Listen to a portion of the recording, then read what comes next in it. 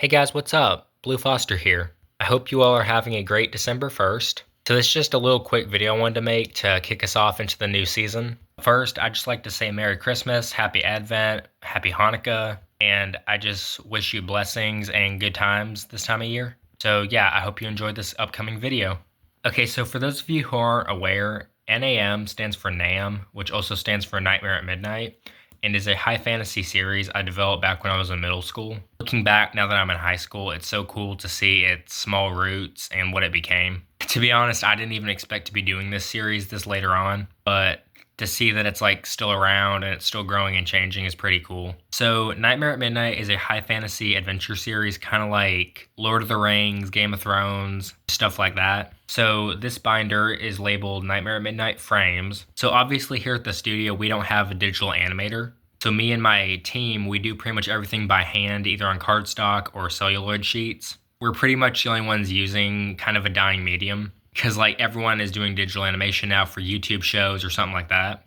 If we could, we would just do it on a computer, but since we don't have a digital animator and we don't want to take the time to learn a bunch of software and buy programs and stuff, we just do it by hand. It also gives it like a homemade charm, which I think is kind of cool. So anyway, opening up this binder, you can see these are all frames, like single frames of animation. So without further ado, let's get started. Okay, so this is the first poster for the first miniseries. You can see the banner reads Nightmare at Midnight and it's in red and blue stripes. This is inspired by the old school G.I. Joe logo. Up at the top, we have the two lead villains for this part, the Crack Skull Commander and Dr. Fang. I believe his name is Lucas Fang, but I'm not really sure. Also, his skin should not be green. He is in his post-mutation form, which is not correct, because I don't believe that it's a canon event, but I don't believe it happens until one of the later miniseries. So this technically is an error. But all good series have an error now and then, so yeah. Here we have our lead cast of heroes. This is Anna. She's like a New York, New Jersey girl who has like Viking lineage. She carries around a big metal axe, and she's just pretty cool. This is Molly, aka the true leader of Team Midnight. She's like the chosen one, kind of like Frodo. Or here's an even weirder example. If any of y'all have seen Amphibia or The Owl House, think of someone like Anne or Luz. But this show is unique in the sense, even though I'm a male director, it has a lead female protagonist, which I'm all for that. I'm not biased, I'm not sexist, so pretty cool. And I don't think I actually created this character, so I will try to link someone in the description of this video. I had a friend that worked with me on these for a very long time. She went on to have a channel of her own called The Unofficial Illustrator. Amazing content, and she is just a gifted young woman. So if there's anything I get wrong or you guys want to know more insight about, I guess feel free to drop something in her comment section if you have any questions, because some of these characters belong to her or they got given to me after she left, but she still created them, so I'm not sure. Anyway, yeah, that's Molly. Here's Peaches. He's like a cat boy or something. It's kind of like her crush, I guess. He's actually based and named off an actual cat I used to have as a kid, so it's pretty cool. Rest in peace, buddy. This is Sunny Savage. This is a character that I do not own. It's not from another piece of media. Like, it's created for my studio, but the person that technically created it has not given the rights to me, or at least not to full extent anyway. So this is Sunny, Scarlet the Mouse, and Anna. That trio are not owned by me. These two and these two are. So anyway, she's like a bumblebee, she's a pink mouse, and she's just a human, I guess. Pretty cool poster. Moving on. Nightmare at Midnight miniseries 2, The Revenge of Nightmare. You can see it has the exact same red and blue banner across the top with the stripes. Two new villains up at the top. I believe her name is Luna or Lunar. I think it's Luna. She's just like this werewolf lady, big old badass machine gun. And then this is Grim. He's like a vampire dude. Okay, so we have a lot of new heroes in this one, actually. You can see Sunny and Scarlet are back. Peaches is still around. Here's Crystal Ball. He's like the evil Russian magician who lost his mind. So yeah, he's a pretty cool character. This is the Scumbug. He's essentially Nightmare at Midnight's equivalent to Gollum. Pretty important to the story. Oh, by the way, I forgot to mention in the first film, Molly's whole quest is she was like a human girl who fell through a portal and she gets like a magic amulet in like her grandma's attic or something. And she essentially has to learn about the amulet and then destroy it the same way Frodo has to master the ring and then throw it in the volcano or whatever. Same basic plot elements of most high fantasy, cursed object, destroy it, magic quest kind of thing. You can see she's actually meeting some sort of copy of herself that looks different. This is her sister Snowflake. I think that's her name. She's like a her lost sister, but when she was a human, she never even had a sister, so it doesn't even make sense. She's like a snow princess or something. Like her whole realm is ice, like Elsa almost. I don't know how to describe it. Like she's not like Elsa at all, but same premise, like ice powers, like lost princess, whatever. Okay, Nightmare at Midnight 3, The Pyramid of Darkness. This is my favorite roster of villains right here, pretty much in the entire series. This is Lily, who is the Cracked Skull Commander's daughter. Her eyeshadow is not painted on for some reason. Her hand should not be gray either. Okay, so I made a lot of errors during this poster, but whatever. So she has a lot to do with the series, especially. So you have three main factions or factions or whatever. Midnight, who are the good guys. Nightmare, who are the lead villains. And then Cracked Skull, which are also villains, but they're like a military-style terrorist group. Okay, so this is Xylus the enemy. He is Cracked Skull's mercenary. He's like an alien dude that like can disguise himself with like powers and stuff. And then here we have the Cracked Skull twins. Okay, so sometimes in media, they're given names. On some like old model sheets, they're called Zip and Zap. 98% of other ones are going to say Samuel and Elijah. So that's what I go off of. I think Zip and Zap were just prototype names that got thrown around. But giving them really cool, kind of badass Bible names was kind of cool. You can see they have mirrored shields on their chest. The ribbons are in different directions, like the red sash. The buttons are on different sides. And they're kind of looking evilly at each other. Dear brother. Yes, brother. And that's kind of how they sound. For any G.I. Joe fans in here, these three are basically just ripped straight out Cobra. Obviously, I tweaked them, so it's not like completely stealing copyright, but like I'm not trying to steal anything. I just got inspired by a lot of stuff I was raised on as a kid, and it just means a lot to me to get to use inspirations from other things in my work in like a humble way, of course. Okay, so here for the good guys. Very weird poster this time. It's almost more of an environment setting than a lineup of characters. Here we have Molly again. Some weird robot dude. Okay, I believe that's Cracked Skull Commander holding a remote control. It's either him or one of the twins, because those are the only two that have open arms. I mean, like, unclothed arms and, like, a black leather glove. So it's either the commander or one of the twins. It gets ridiculous, because, like, here's this massive spaceship. Guess he's launching it, maybe? And then there's, like, this weird segment of the film where they're, like, trapped on an island where there's nothing but, like, a coconut tree and some weird tunnel that shoots out, like, blue rubber balls.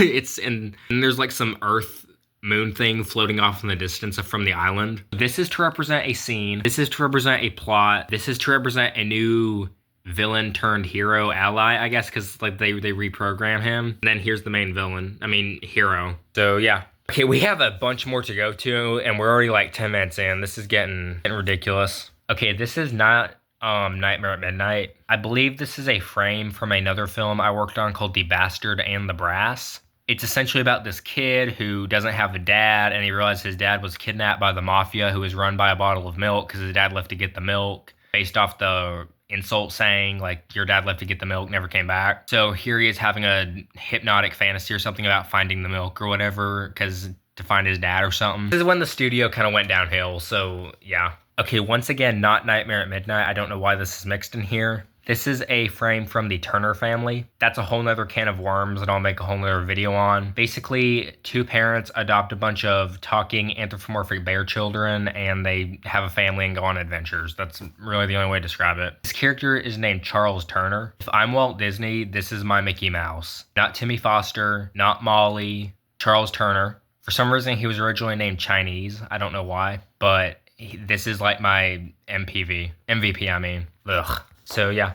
Also, this is Mango Turner and Hector. He's like a little duck. Yeah, Charles, Mango, and Hector. Okay, this is a frame from a film called...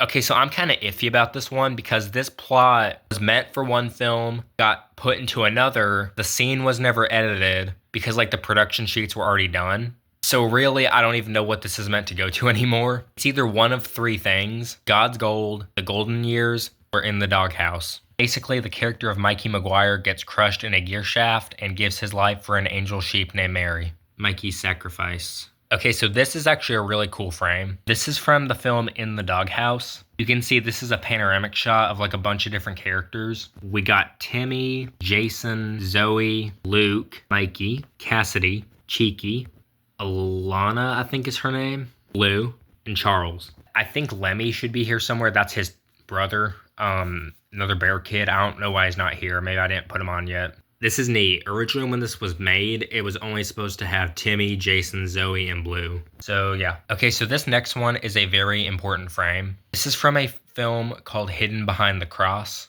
The basic plot is it's this young guy in his 20s who hates God and he's struggling with a bunch of sins and addictions and just his life is terrible. And he even wants to like end his life, and so it gets really bad at some parts. At the end of the film, he meets Jesus Christ himself, or a guy who he meets claiming to be Jesus, and maybe they're like the film never really says whether it was the real one or whether it was a guy like cosplaying to give faith. It doesn't really matter because it does the job and it saves his life. So the big plot twist with this film, I want to tell you guys, this is based off a real person in my life. I'm not going to give their name because I don't have permission from them yet to make this film, but the story that this man goes through is based off his actual testimony. Many of the trials he encounters are based off things the real person struggled with. And with this person's help in my life, it really changed my own life. As a follower and a believer, it saved me and they mean the world to me.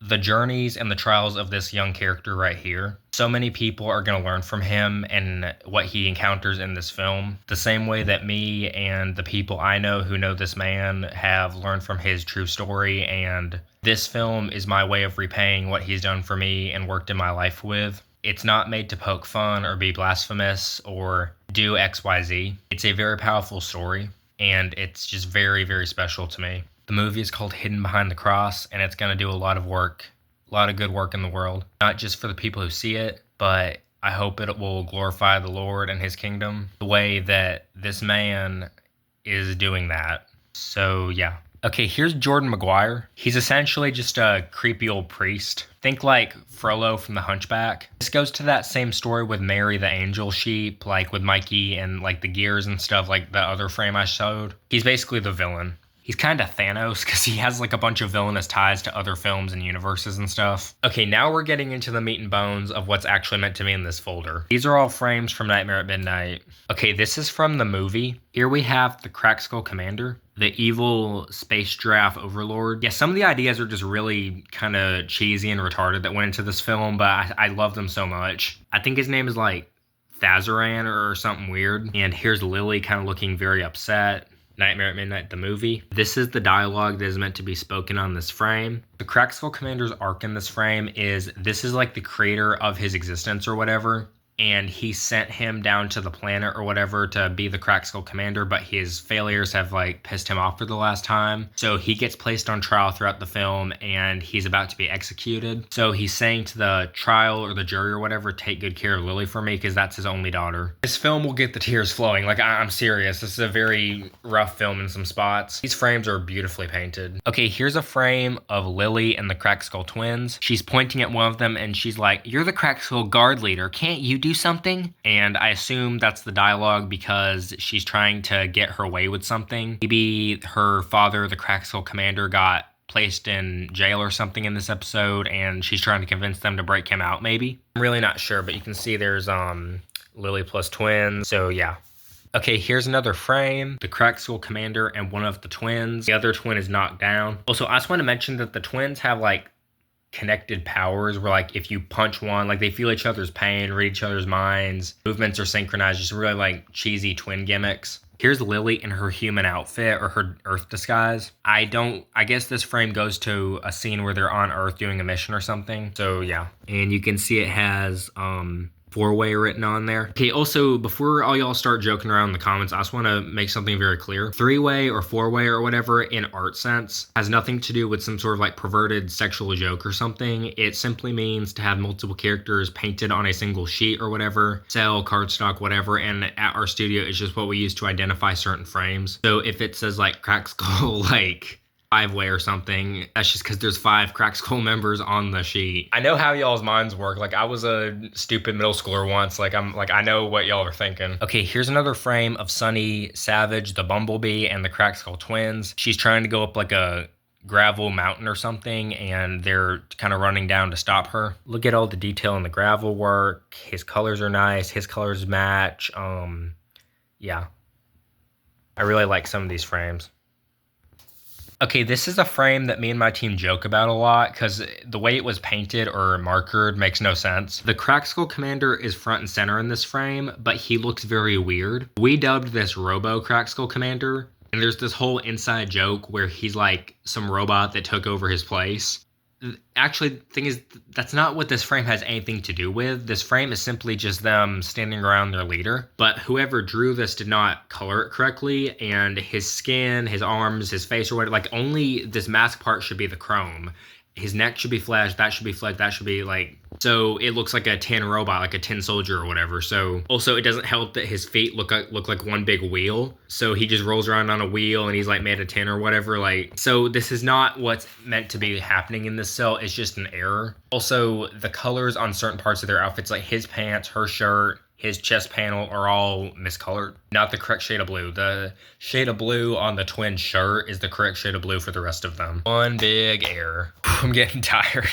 Okay, here's Toadsworth, Kelly, and David the Indian. He's like a rich frog dude who wants to take over Crack Skull. This is the Crack Skull commander's girlfriend or whatever. She's a Midnight member, but sometimes they hang out and sleep together and stuff. So she's like honorary Crack Skull, I guess. This is one of Xylus's deadbeats, which I actually don't have any frames of Xylus yet, so I'll explain him in a minute. Speak of the devil, here's Xylus. Obviously inspired by Zartan from G.I. Joe. Crack Skull's like disguise expert and whatever. He's holding remote control with his dog. The Z-Dog, I think is what it was. Like, we got really lazy with the names at one point. Lily looks kind of weirdly shaped, like kind of almost like she's mashed up, kind of like it doesn't look right. Both twins are missing an arm. He looks great. These three don't. So anyway, yeah, that's that. Okay, here are the twins being attacked by Anna, Sunny, and Scarlet. Yeah. So one of the twins has a scar on their cheek, which helps identify them. So yeah, literally just Crack Skull Commander and Lily. My daughter did nothing. I am disappointed. He basically sounds like Cobra Commander or whatever, so I guess, yeah. Okay, this is a scene pack. I'm not gonna even talk about each one. I'm just gonna actually play the frames out, like as an animation, and just do dialogue over it. Xylus, we need to talk. Well, what is it? Xylus? I'm not doing audio for that. Oh, hell no. What is this? Ah! Hmm? You two have been messing around. Commander! I've seen too much, brother. I bet you have. Here is a beautiful frame of Xylus in the swamps on his little skier boat thing, walking up onto the docks to meet Lily. She shouldn't be in the human disguise in these forms. I don't know why in some of these frames she's in her human outfit. Because the swamps he live in is on the planet or whatever, so. Okay, my bad. This was actually a scene pack. Okay, let me restart real quick. Lily, look, I have this box. I bet you do. That's nice. But it's a box, my dear. How cute. But it's the box. Xylus. Okay, and then the next frame, the Crack Skull Commander is here randomly. He's having his sunlight skin change reaction, and she's in the polar bear form now, so I don't know. There must have been a bunch of frames in between this. Another scene pack. Let's go. Hi. Hi, that's right. I'm on the football team. You want to go out, babe? I don't know. That little wimp. Some football jockey thinks he can take my girl. I'll show him. Lily! I can explain. I bet you can explain. Crack Skull!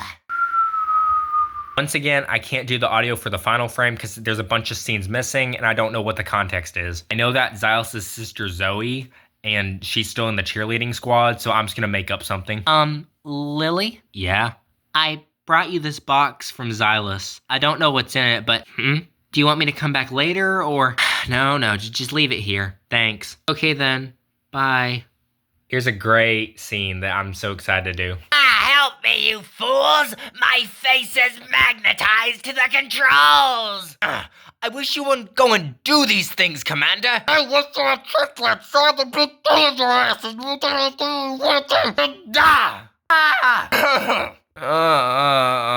You're too late, Team Midnight!